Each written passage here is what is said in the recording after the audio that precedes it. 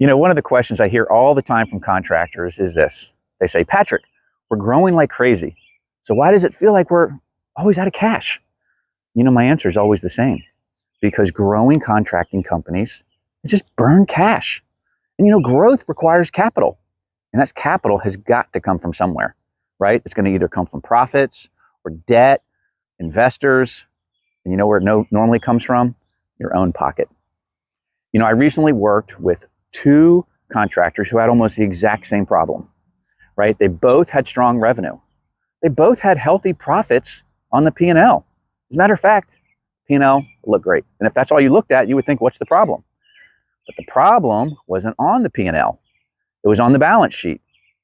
That financial statement most contractors rarely look at, but the balance sheet reveals where your cash and capital issues are. And that's where I found the real problem. So, like a doctor, the diagnosis for both of them was exactly the same, but the prescription was different. They had both outgrown their capital. And so, what were we going to do? Well, for one of them, right now we're working on refinancing his debt. It's going to save him over $150,000 a month in cash flow, making him a millionaire contractor, and he's doing $12 million a year in revenue. So I'm excited for him. The other one, someone we've already helped, and we secured the right type of line of credit and an infusion of working capital, giving him the cash that he needs to fund growth and finally pay himself for what he's worth. I'm Patrick Cerny.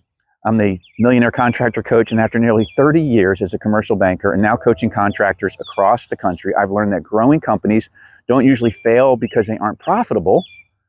They fail because they just run out of cash or they limp along.